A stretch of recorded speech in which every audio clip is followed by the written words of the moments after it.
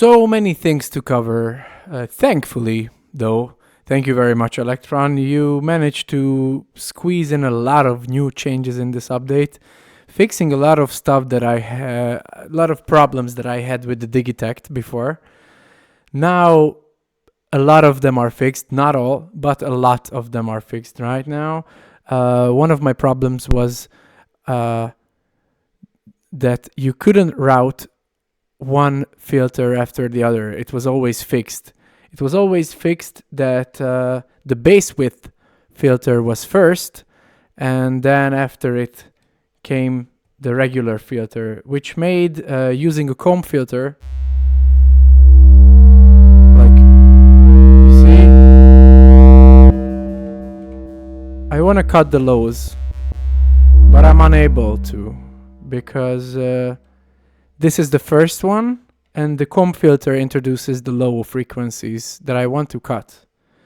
But now, if I put it after this, so now this comes first in the signal chain, and then this. Now a lot of lows are cut. It's not that muddy.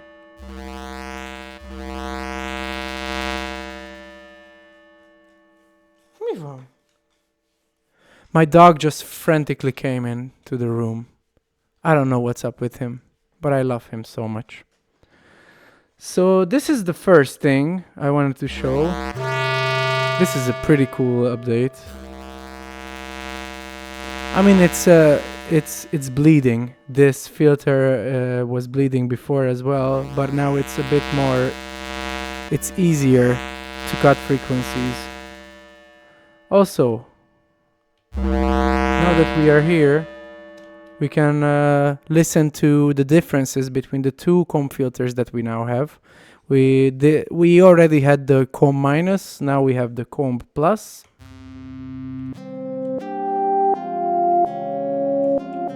More stringy. Pretty cool. But the thing is, it seems like to me, maybe they changed the comb filter altogether. I mean, it seems like this comb filter is not the same that we previously had on the Digitakt 2. For me, it feels like it. I'm not sure if it's true, but for me it sounds pretty different. So be prepared if you used comb filter a lot for sound design. Maybe it might sound different to you. Maybe not. The next thing, because there are so many things. Yeah, as I said, the routings changed. You can now route the filters. You can now say if the overdrive is before or after the filter, which is also just drastically changes the timbre of the sound. It can make basses sound different, like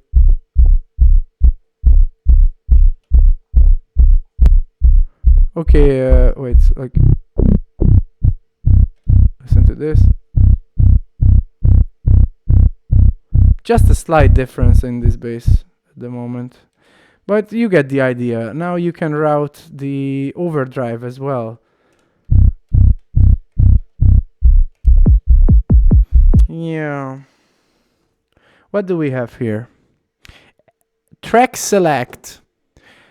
I really love that the personalized menu is here to stay and here to get even fatter and fatter with options to choose from. It's very, very good.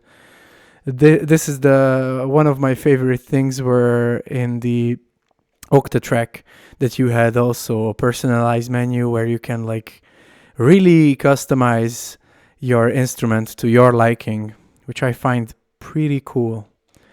So right now we have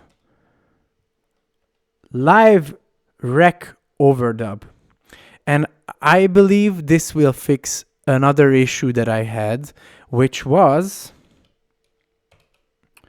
Okay, let's change this so that it sounds a bit better.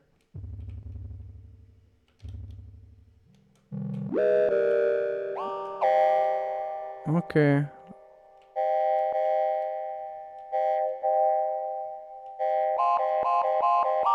Okay, I have portamento. So much better, right? Okay, so the thing I would like to do is okay, let me demonstrate it. If I turn it off and I'm like, yeah, give me a kick. Shit, give me a kick so that I can hear what's up. Okay, now I want this. Let's listen to it. Make it just 16. And if I would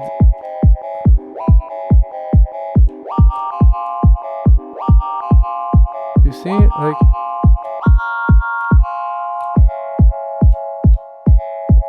so the previously recorded note will delete the recorded note will delete the previously recorded note triggers.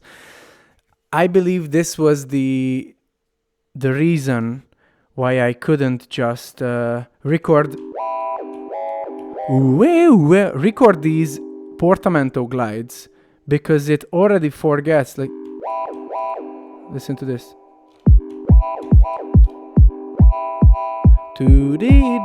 Instead of like knowing that this should be longer, this is longer, but it just overwrote this. So this doesn't work. Well, you cannot really record this down. But, and it's a huge but, I really hope that this will fix it now. So I enabled this feature, which won't delete the previously recorded trigs. So, no. Okay. So this doesn't really doesn't fix my problem.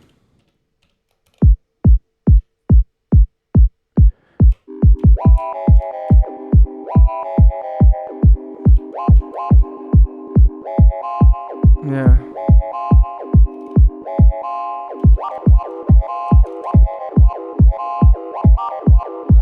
Okay, so it now only adds more trigs, but it doesn't fix.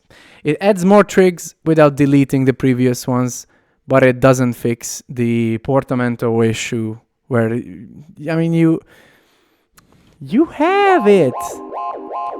You have portamento. Why can't you record it into your machine? That I do not know.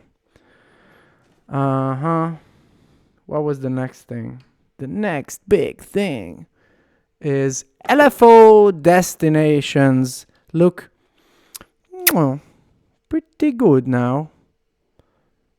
Yeah, so they now they have their own categories. What up? New UI. Who this? Also, if you hold down function and go up or down, you can quickly select between destination categories, which is also pretty cool. Overdub legato. Yeah, I already were talking about this. It didn't fix that, sadly. Hopefully, you can help us out in this, Electron, once. Swap tracks. Swap tracks is pretty, like,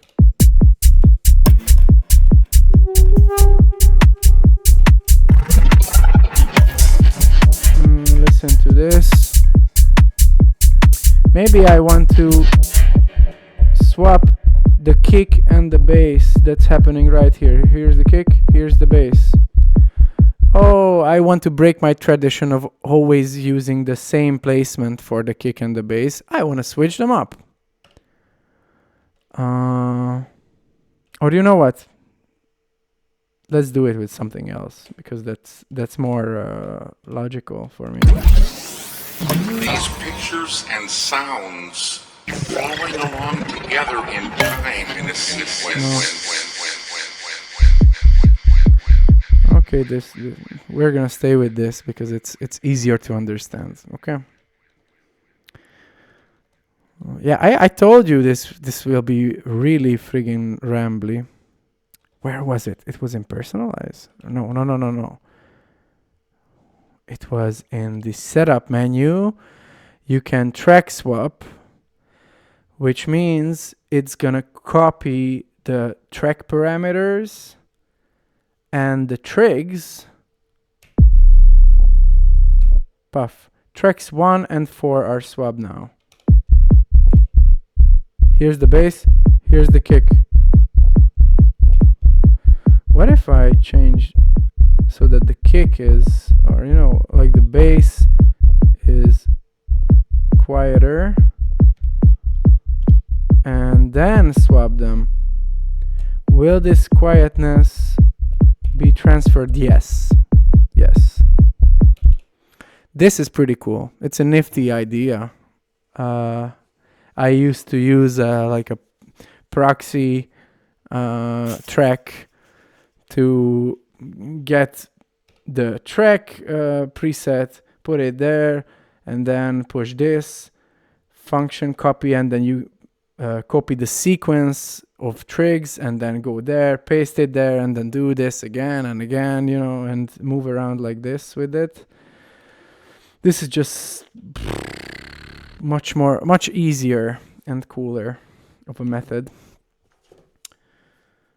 Thank you, Electron, again.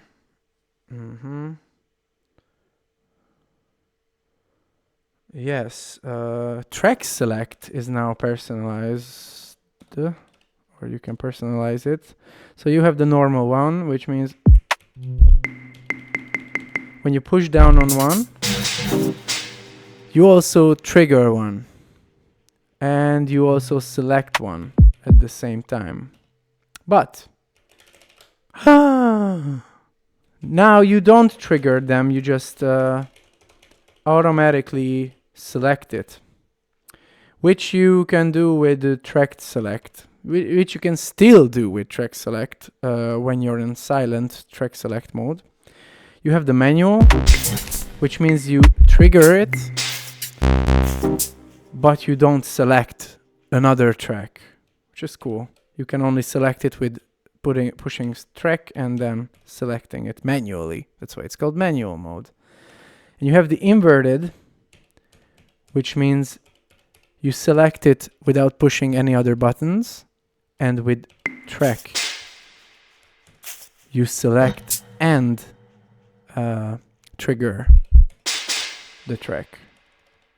I like to stay in normal mode still. This parameter live recording is, this means, let me show you. Let's push down some trigs. Well, not all, just some. Oh yeah, okay, whatever. Let's go back. Let's do this. Okay, let's push it up so we can hear it. Pretty cool, very cool. Okay.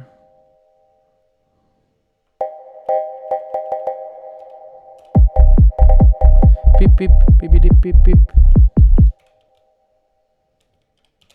Okay, I have this. I have this track now, which has the hit song melody. Beep beep beep beep beep beep beep beep beep. So cool, right? Now, if I would, for example, would like to get this.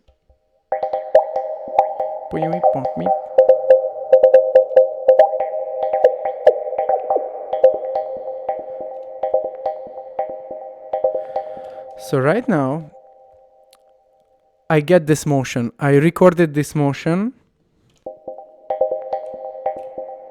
It's all in the trigs. But what if, so it basically does, it triggers here with one setting, and then without triggering another sound, another amp and stuff like that, it moves the filter cutoff to the recorded place. But what if I don't want that? What if I just want to record something and I only want it to be recorded to the trigs that I have already put down? Well, I flip this into trig. That's it. And then I...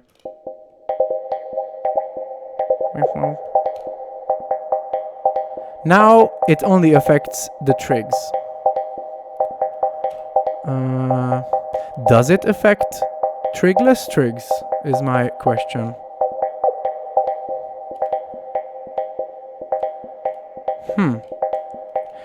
It looks like it does.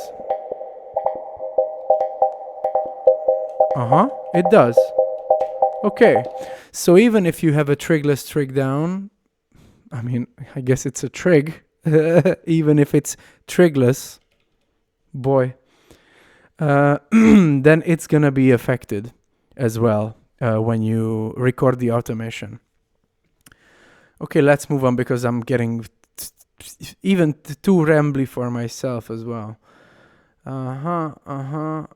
Lock change purse. I don't know what that is. I just wrote it up. Snap mod destination. Okay, whatever that is. All empty kit. Oh, yes! How can you do that? How can you do that? Maybe if you go here and I say load a kit preset. Maybe that. Oh no, it's not this. Okay. I loaded this. Okay, this random.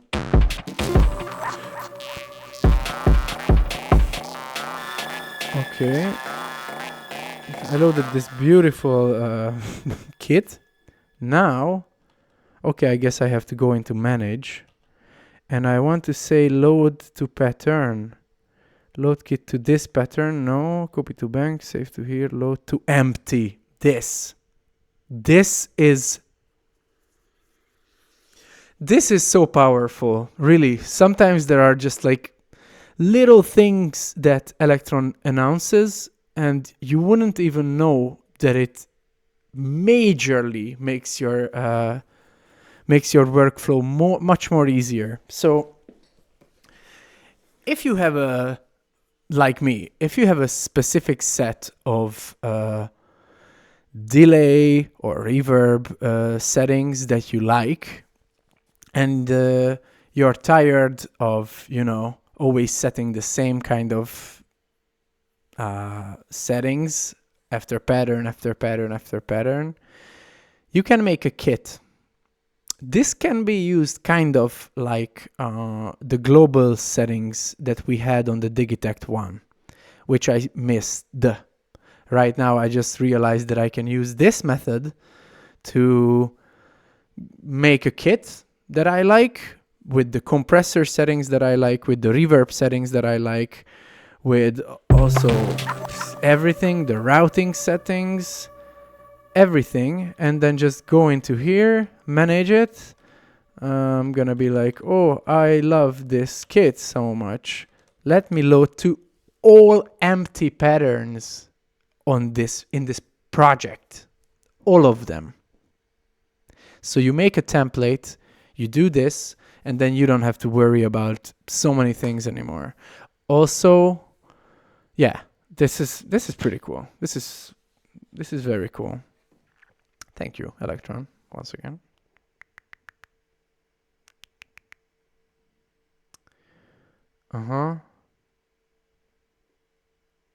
Oh yes, those are some great things as well. The grid machines clicks are somehow gone.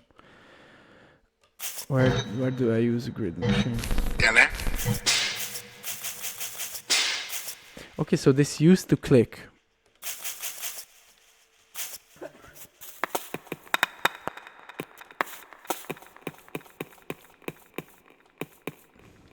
I mean, I'm using this now for percussive sounds.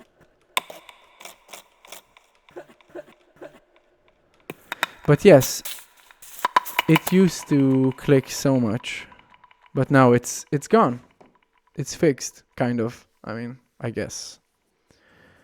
Also, another thing that was fixed was when you would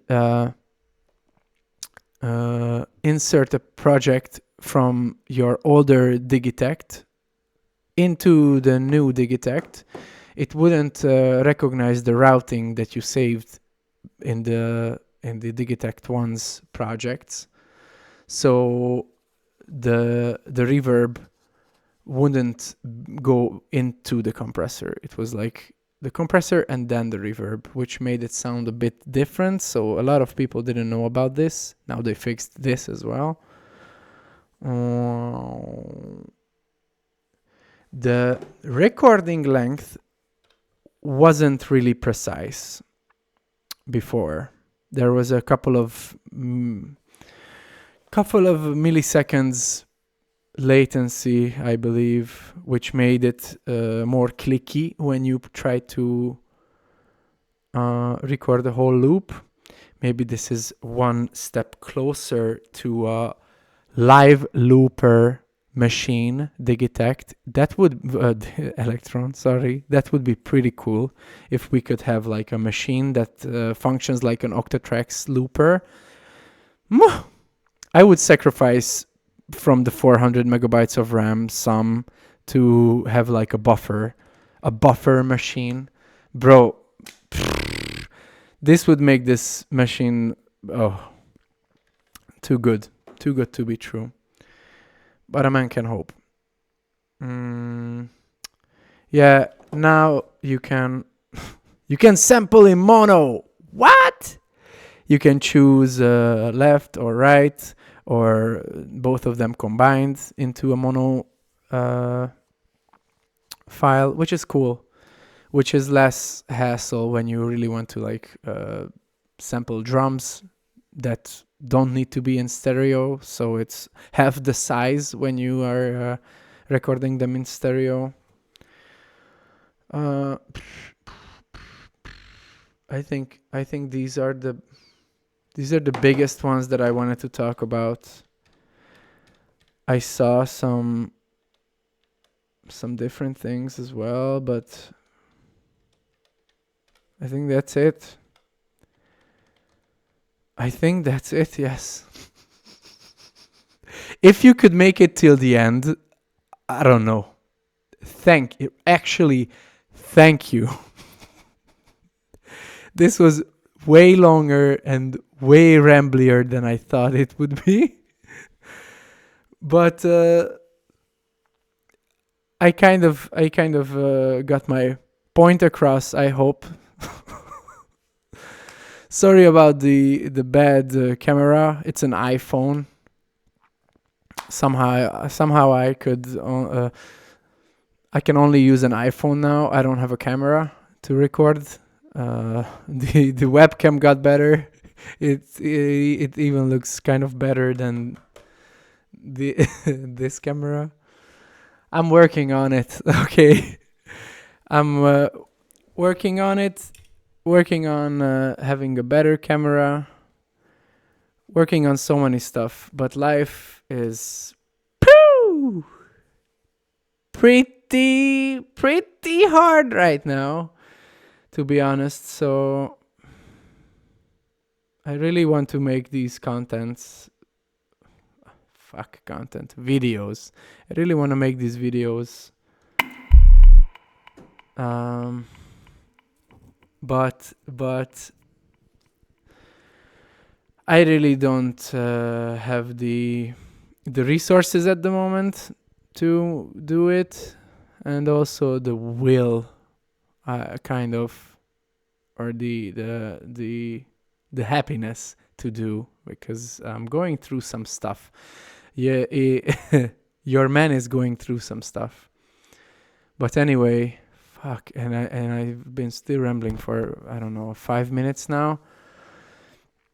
Thanks for tuning in once again. This is a pretty cool update, and I hope we're gonna have some more. But I gotta get going and make some more music with it. So take care.